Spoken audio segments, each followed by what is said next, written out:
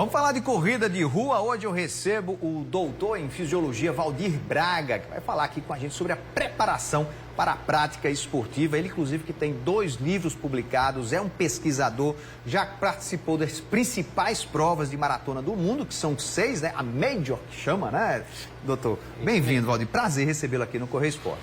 Prazer é meu, Serginho. É sempre muito bom falar de corrida, falar para um público tão especial quanto aqui do Correio Esporte, então temos muita coisa para conversar. Muita coisa mesmo. Eu vou começar porque você utiliza muita prática, você é um corredor que corre abaixo de 3 horas, ou seja, é um corredor forte, né? Tem um tempo muito bom na maratona.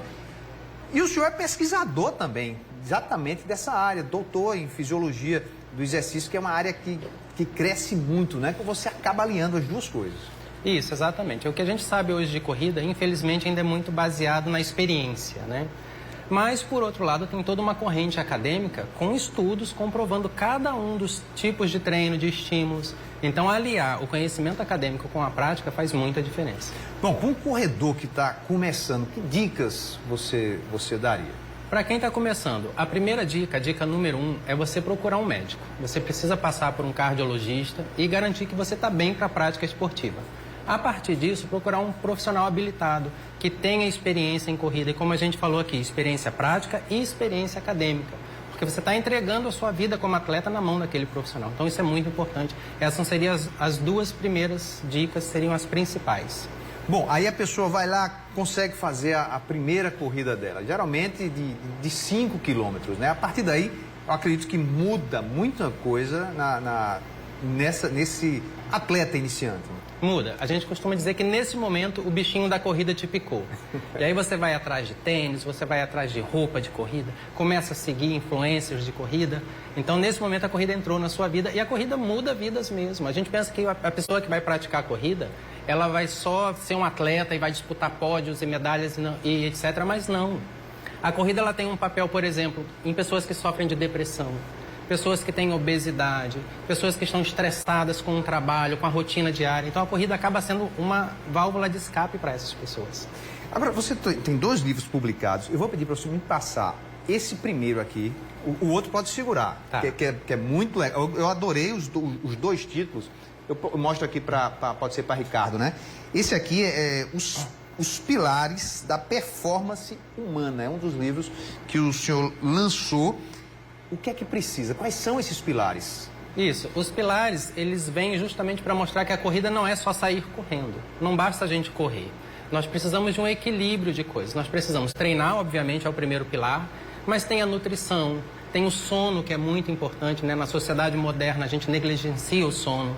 A recuperação, o nosso mindset, como está o nosso estado mental e as nossas relações interpessoais. Isso tudo interfere? Isso tudo interfere. Para que você possa desempenhar bem na corrida, os 6 pilares devem estar em equilíbrio. Ou seja, um deles não está dando certo, pode prejudicar e muito a tua performance. Exatamente. Um exemplo, não estou dormindo bem. Estou dormindo 3, 4 horas por noite. No outro dia eu vou estar cansado para treinar. Os meus hormônios vão estar alterados. Isso vai afetar a minha relação com as pessoas, então cria um desequilíbrio geral. E como fazer para ter esse equilíbrio?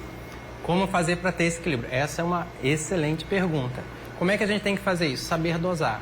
Na verdade, na vida como um todo, é equilíbrio. Então, tentar se alimentar bem, procurar um profissional para te acompanhar, um nutricionista. Treinar, acompanhado por um bom profissional. Existe todo um protocolo para a gente fazer uma higiene do sono. Então, ter um sono de qualidade, isso vai ter impactos positivos em várias áreas da sua vida. Se relacionar bem com as pessoas. Então, tem como colocar isso em equilíbrio. Quando a gente prioriza uma coisa, em qualquer aspecto da nossa vida, outras coisas serão deficientes. Agora, esse outro livro que o senhor escreveu é O Segredo... O Cérebro do Maratonista. Bom, você fez as 6 principais maratonas do mundo, né? Então já deve saber bem direitinho como deve pensar esse cérebro, né? Isso, exatamente. Quando a gente está correndo, é importante ressaltar que o nosso corpo, ele é capaz de coisas incríveis. Quem nos sabota é o nosso cérebro. Então, no livro tem uma série de treinamentos, de técnicas mentais para que o cérebro não te sabote. Né? Tem um atleta muito interessante nos Estados Unidos, David Goggins, dito o cérebro mais forte da história do esporte. O que é que o David Goggins dizia? Que quando o seu corpo começar a pedir para parar, ele ainda não atingiu nem 40% do seu potencial. Está tudo no seu cérebro. Mas aí, e como trabalhar esse cérebro? Através de técnicas. Por exemplo, uma dica bem simples. Está no meio de uma corrida de 5 quilômetros. Chegou no 3º quilômetro, a cabeça começa a brigar. Eu vou parar. E aí, utiliza alguns mantras. Eu sou forte, eu sou rápido, eu me sinto bem. Eu só paro quando termina, só termina quando eu paro. E aí você apaga aquele pensamento ruim que queria te fazer parar e você começa a se sugestionar com pensamentos positivos e você consegue terminar a sua prova. Às vezes também pode ser que não treinou o suficiente. Aí fica a briga de cérebro e corpo. Exatamente. Aí não existe milagre. Se o corpo não está preparado, o cérebro não vai conseguir empurrar. Isso é verdade. Então tem que fazer esse trabalho perfeito. O senhor tem também um canal no YouTube, né? Que fala um pouco de... O nome é Corrida e Performance, né? Isso, exatamente. O canal Corrida e Performance é uma verdadeira enciclopédia da corrida. São mais de 350 vídeos. Lá Nossa. Explica... Tem vídeo para iniciante, tem vídeo para avançado. A gente fala de tudo sobre corrida, principalmente com o aspecto acadêmico, fisiológico, para você entender por que você está correndo. E eu acho interessante também, que eu vi alguns desses seus vídeos, né? Me chamou muita atenção. A questão, falou, tem câimbras, mas um aspecto que eu percebo também, principalmente no corredor iniciante, ele se apaixona pela corrida e aí começam a surgir as dores. É a dorzinha do joelho, é a dorzinha aqui no tornozelo, nos pés, né? Embaixo dos pés. Como é que é esse processo? Vamos lá. A corrida é um esporte de ação repetitiva. É um movimento repetitivo. É um pé depois do outro batendo no chão o tempo todo. O que acontece? A gente tem que saber separar o que é dor de recrutamento, que a gente chama, que são fibras musculares sendo recrutadas para aquela atividade, de dor de lesão. É muito comum a pessoa se assustar. Meu Deus, me machuquei, vou ter que parar de correr. E talvez não, talvez seja apenas o seu corpo se adaptando àquela modalidade. Como é que a gente dissocia isso? Sentiu uma dor? Procure um médico, um bom ortopedista. Tenha um fisioterapeuta também para te acompanhar.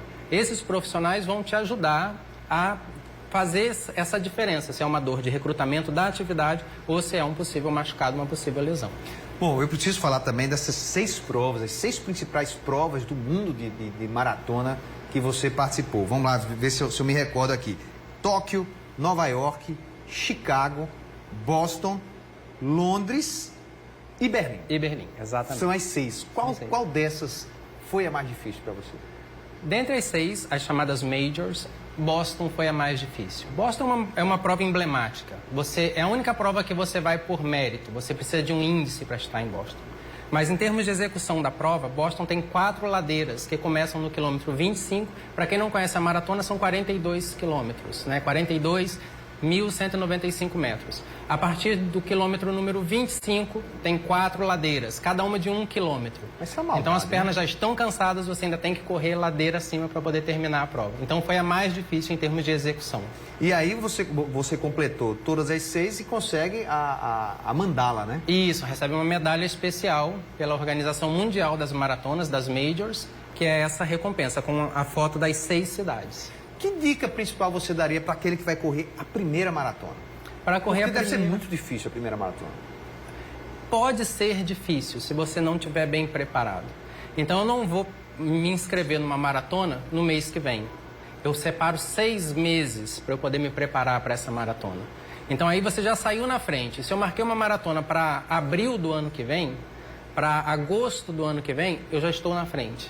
Porque eu vou ter tempo para me preparar. Eu vou fazer o meu fortalecimento, a musculação é muito importante para você não se machucar. Eu vou começar a aumentar o meu volume de treino de maneira gradual, de maneira segura. E vou chegar pronto para a minha prova. Uma outra dica importante para fazer a primeira maratona. Tem um lastro de corrida, né? A gente chama no jargão dos corredores um lastro, um tempo de corrida. Então corra pelo menos uns 2 anos. Passe pelas distâncias, 5 quilômetros, 10 quilômetros, meia maratona. Depois disso, pense em se aventurar na maratona. A maratona não é brincadeira. Maravilha. Eu quero agradecer muito, doutor Valdir, pela presença do senhor aqui.